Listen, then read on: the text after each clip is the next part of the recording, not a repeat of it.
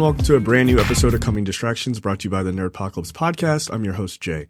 Okay, guys, we're going to talk about Cherry. This is the newly released film on Apple Plus, by the way, and in theaters. This is starring Tom Holland, directed by Joe and Anthony Russo. Those guys are all reteaming, obviously, from the Marvel Cinematic Universe. But this time they are taking a very different film. The premise for Cherry is described as an army medic with PTSD becomes addicted to opioids and starts robbing banks to pay for his addiction. Look, this is another strong attempt, I think, by Tom Holland to let people know that he is not just a kid who dresses up as Spider-Man in movies. He is a very serious actor, and he wants you to know that. Look, he accomplishes it. This movie is it's a bit of a whirlwind, to say the least. So the premise is like super basic, but I'll give a little bit more information. Sort of Holland he plays a character named Cherry, right? Like the character name doesn't mean anything, right? Which is why it's just Cherry. And that's also backed up by like the names of the banks that he robs are like Banks Fuck America. Like they don't mean anything, right? But he's basically a guy who is sort of wayward. Him and his friends are just kind of like, they're do-nothings, right? Like they went to school, they got out of school, and it was like, I don't know what to do. You don't know what to do. Let's just, hang around. But he does eventually, meet this girl, named Emily, who he just super falls in love with, and he's just blown away by her. He does meet her in college. They have sort of this whirlwind, relationship, and what ends up happening is she feels like they're getting too close. And so she's like, I'm going to Montreal for grad school, or to transfer. And I'm out of here. Like I can't be here. And so what he decides to do, since he's so heartbroken and is so wayward, he decides to join the military. And so there's like this weird, almost like Full Metal Jacket sort of situation of like these huge differing chapters in his life, right? Like Full Metal Jacket is, basic training and then the war, right? They almost feel like two separate films in the way like this movie kind of mirrors that. Not so starkly with just those two major acts. There are, I think there's like 5 chapters in this movie. But they feel his sort of wayward life and then going into the military feels very different. And then him coming out of the military where he suffers from PTSD and then gets addicted to drugs.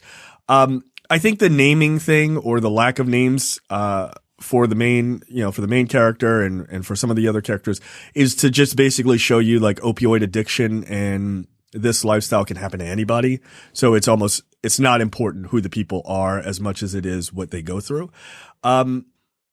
Yeah, this movie is pretty brutal. It shows some pretty, awful situations that he gets himself into because of drug addiction. Along with his wife, Emily, who eventually also gets addicted to drugs. But it is a good character piece about a guy who doesn't have anything going on and how you can easily get pulled into that lifestyle, if you're not careful. I think Holland puts in a great performance. I think it's actually pretty impressive. It's a little weird seeing a guy who is largely, playing the age of a high school student, as far as most people know him, taking on such an incredibly serious role. But he does it, and he really does show that he's more than a one-note actor. So I appreciated that. The rest of the performances all around were fine. But Holland definitely stands out. He carries the entire movie on his back.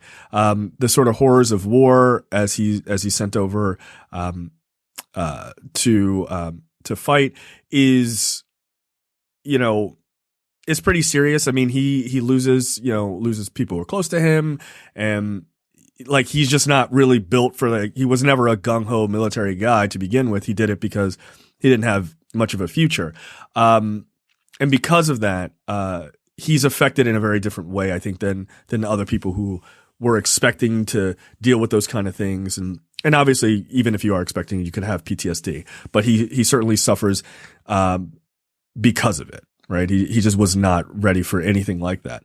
because he does it out of heartbreak, basically.